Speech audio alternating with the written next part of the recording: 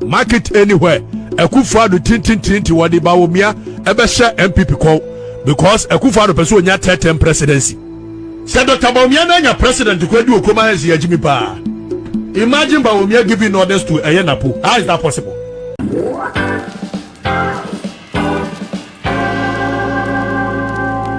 Market anywhere. Akufo-Addo tintintinti wadi Bawumia ebe share MPP call because Akufo-Addo person nya third presidency. Akufo-Addo ne kanoforia tane na se for they want to run a third presidency. Anu ma wu se bi onipa we yeti bonko so pa wo betimi abonitinko ye twroma na anu okoka Bawumia. So they will force Bawumia on a MPP. So 2024 Bawumia is going to lead the MPP. Ada Akufo-Addo ni nuanom be sori afri akonwa no so no will be the second time Ghana is getting independence. Ada Akufo-Addo ni nuanom be sori afri akonwa no so no will be the second time Ghana is getting independence because Sankrofo wo magene te se Queen Elizabeth mo agene Sankrofo wo magene te se abrofo agene Sankrofo mo believe so mo ye first class citizens wo mo nim nyansa chen Ghana ni bia wo mo believe so mo nananom na na churchro nkrata ani JB ayi Queen Elizabeth mo tena and fa he ne kosi. We need a second independence from these people and we are going to do everything possible for them to lose power. They should never get anywhere close to power in this country. In 2015, the current vice president of the Republic, our poster boy, make a poster boy ya, wonka hu, wonka se, wabo papa. Amemwo no wonim se buku na no wonder so call Zimbabwe wo mopamo no. The current vice president Dr. Muhammad Bawumia wonim amemwo wonte chese buku na se no already kire ye na no kura no me ka sto ayi secret bi a kire mo munim se de no be ready kire nya nyo no ana na twero. Hey tie me se de na Dr. Bawumia be ready kire ye so wo ye lectures wo ye this. I tell you on authority say nya Dr. Bawumia na twero da. Enipa no wotro sa Dr. Bawumia speech ya obe read my me Afrifa-Mensah nipa ne pa na me kodi nkomo me se nya Dr. Bawumia but yenko Joy FM 2015 Dr. Muhammad Bawumia na wose John Dramani Mahama akọ IMF won tibida enti wo mo ke no abale famiko. When you are hiring them and they tell you they can swim, and then you put them in the water and they cannot swim, you better criticize them. You will have to criticize them because they said they would swim, but they are drowning all of us in debt and taxes. And that is, they said they could swim, but we found out to our detriment that they can't. I really see. Well, when you are employing them and they say they can swim, and when you find out they cannot swim, you better criticize them because they are drowning us in debt. They are drowning us in debt. At that time, not your mama Bobusia almost be 80 billion Ghana cedi. Near CNT bida. You see a bida. You see your mama ye incompetent. Eka wano kwa sile usu se ka wano kwa. Anka your mama kwa kane nkyesu wo sirem. Your mama nima memuo. Eno ye Canada pa keje tiafo ye Canada pa Central Market fo ye Canada pa Kotokuraba fo twa joma. Na Bawumia te Joy FM. Kan brofo kire say when the de. Ene ye baba bedi nkomo.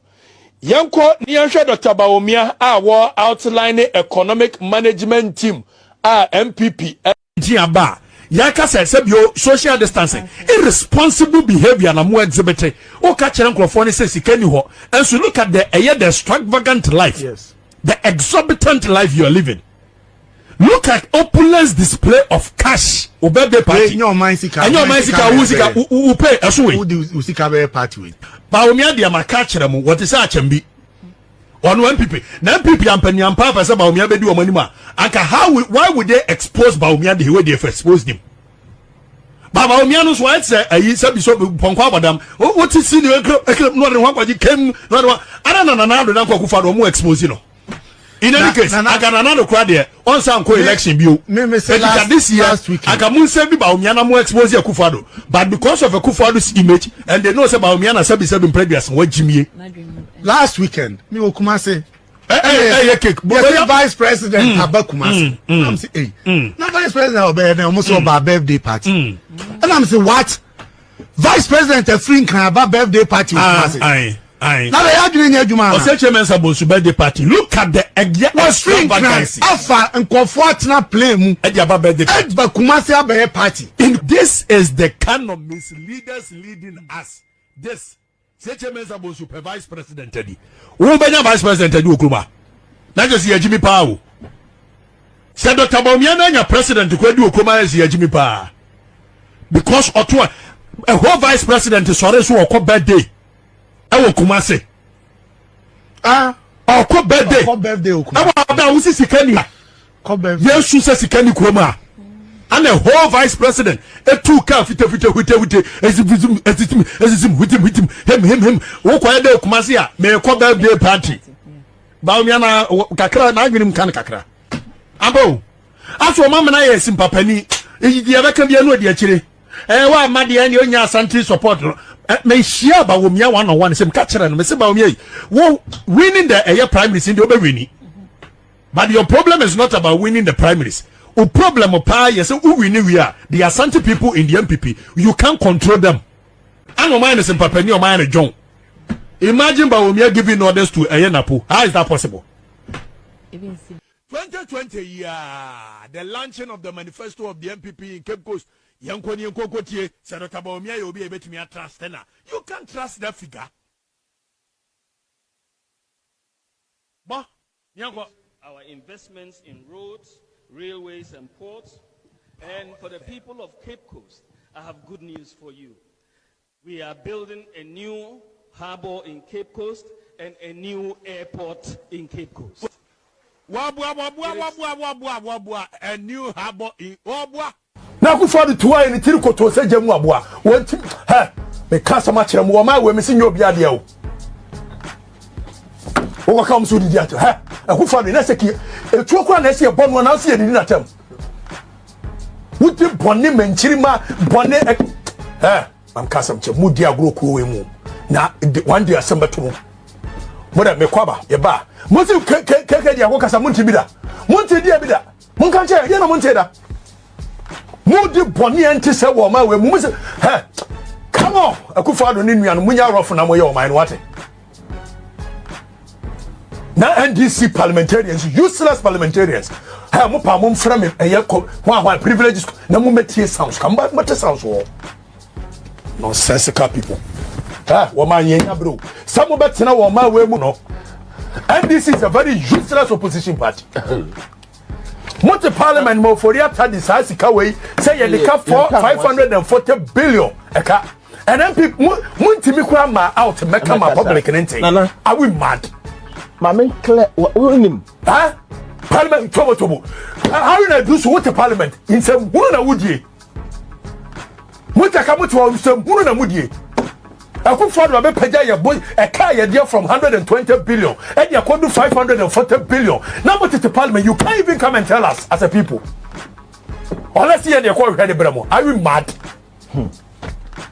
Opposition party, are you people okay? More correct. What one now? Mojis can be to be to me Casambua. Huh? Mokas a coma Jimmy on. Mokas Jimmy. I could find what it is come with your parliament 20. When you know my with me, Casa. Maybe pay a 320 billion, and you could do 540 billion. I could find when you're for the attempt, my green, you're correct. Or be at me, or council to one more. That's a tape, no. What is wrong with us as a nation? And nobody has the right to talk. Or be at me, Casa. Or be a dear Kufarunti. I could find your wife. I could find where you're wire. Cannot for that wire. I'm going to make Casa. I am from Wokom, I cannot for that way. The customer Chiramo, come make Mumu Tiapo. Our new wedding class symbol. Okay, so when we are the class symbol of knowledge, strength, adaptability, energy, freedom, unity, hope, peacemaking, harmony, intelligence, power of love, strength. Said in class symbols when you know Obiabra, Bobia, Ebia, or boy, yeah, na the sign and no paper no. na ye de aka adinkra symbols ne ho. Okay. Now Ghana for atena sia hunu se said ye na Nana Akufo-Addo ebu ne man ye ne je ho. Enti this is the adinkra symbol for failure. What? It's a free na de ko. Sa adinkra symbol who space mienu ya. Adinkra symbol so. The president is now a free na de ko who space mienu ya. Adinkra symbol so. Photo. It's an adinkra symbol for failure. You are a failure. You are a failure. I beg You can never make it. Yana nanu amotena ase ye adinkra symbol say mumyamfa we nka ho. This photo. Adinkra symbol for failure. Apostle, we hear of this. Now back to the studio. I'll tell Apostle about this. This is where you want to use your life. Oh my God. Nana Madaroma ye ba ye nya bone. Eye bone kura no amusi ayekuro na so we de ye ba ye de ni bre so na ba ye. Yeah. Nana 2017 ye de o man hye Akufo-Addo ene eye ne nkofo na pamfo nsa. So o momra mebu man. Yeah. De enti ye to aba ma Akufo-Addo se obeba ba ye nioma e be ma manfo no ho ato no. Yeah. Nana Madaroma Akufo-Addo ba ye nioma a wo ye nyina ne ye dwene ho ye ntiase ye. Yeah. Nana Madaroma momra metie ye. Akufo-Addo ba ye wo ba ye mamu ofu an wo buo nti enam so wo pese wo di amamu no so wo di asu bio no wo ko election wo kum nipa 9 ansa na wotumi akọ na Madaroma manimu a Yeah. Nana Akufo-Addo ba ye wo bia ntimi nka na sem kom ha Nana no mo nyina ye din asofo nyina ye din media fo nyina akromfo nto mo so ye din na Madaroma mo meti asem wo Yeah. Nana ya ka bia Akufo-Addo so wontie ene ye parliamentary hazard mu a Akufo-Addo bosin a wo bo COVID-19 a bosin a wo bo ofori atabo bosin a no wa cha bosin na mo ne namfofo wo bia ntimi nkasa Nana Madaroma say ye mo pe say Akufo-Addo no ofori atabo ye o man ni say dia ene nana ma mo nya hwe Atemu nie. na say nya mo pe an ofori ata wo gina ho no wo ye o man ni say wo repia magana ni ye ni kamafo e say wo ko kan media fo no be sori atia wo ka kan enipa no a wo ko am o mo no ankasa be sori atia Nana Madaroma say wo ofori ata sheda na wo di boni we ya say de mo ankasa mo twituo agyan pia e de ko akon akwaje wo man Ghana free kwasi broni kokko nsem no Nana Madaroma mo ankasa mo nye eye o man ni ofori ata nsem Atemu omre ni o. Nana no de Akufo-Addo ye o man wo say wo man no obi antimi nka no obi asuro Yeah. media mejimudi meji Nana no mudi meji nkonwa mtesuo di Nana no so ofori ata ne Akufo-Addo so omo o man ne ho nto no na kro no mbebo o man no sabio COVID-19 aba yare bremu na se nkrofo ho kire no ofori ata timi koje bosia no one ne nkrofo na pamfo be chedi sei a Nana Madaroma mo ankasa mo ne nini Yeah. ofori ata se wonyi pay Nana Madaroma so ofori ata gina ho se wonyi pay na nso boni a wodi ni se wokobo bosia no no ankasa ne company ne deputy minister company wo mu di sika na mamu Nana mo ankasa mo no mo Samai no. me samai wo mo mamo Yes, samai omo nyina. Nana ye shira o my Ghana kose ye ma o my Ghana enko ne mpo ye hunu mpunto na nso nkrofo edie Nana ade ba ko a manhunu ne matena se ne madwene ho ene se efiri kwa menkroma pen so abusua ba ko eye JB dan kwa ne wo se ye friend say se ofori ata abusua wo mo na empeso o man be ko manim ye tu yanim ko eye mienu ano mo de aba miensa Nana no Madaroma JB dan kwa asefo efiri na de ko enam de omadan na de a kire yenti yesresa nananom akonwa esiwo se abanwa mo masefo emfuru bibio da Yeah. mo masefo emfuru bibio da Yeah. mo masefo emfuru bibio da Yeah. mo masefo emfuru bibio da Yeah. shame kwame Atemu omre ni. Nana Madaroma ye ka wo fori ata so won resan ya mejaa na mo ankasa matemu Yeah. ye ka so fori ata so mo man ne ho to na mejaa mo ma ono ankasa ntemu Yeah. say yare aba na Ghana fo ho kirom na akobo bosia titiri din na aba na no adam fo be chedi na aka kire me ma me mo say wo ba betoto mu botom wo ilabia na nanom say bi obi nton sen hire ne busuefo Yeah. bi gina mo anim asire tumi e wo wiase nyina say mo ankasa mo ne ofori ata ne Akufo-Addo Mo ne omuni. mo ne omuni mame mo ne omuni mame Atemu omre ni. Let me come on. Why fix the country? Do you think say country need fixed? You can't fix the country. And you never started. Nana do Akufo-Addo ma public speech. No say. Instead of Professor Mills giving us a lean government, he has ended up giving us a lean kinky. I say to President Mills today, if you say the economy is broke, fix it. We are telling him, say you are about time go from you should fix it.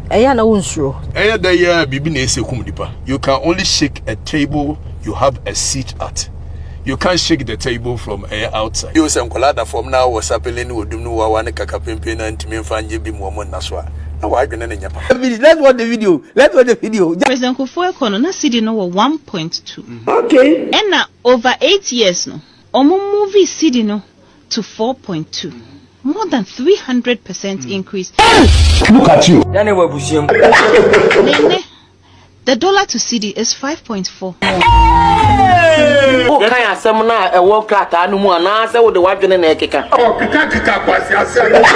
If NDC were managing the economy, it drew 12 points, baby.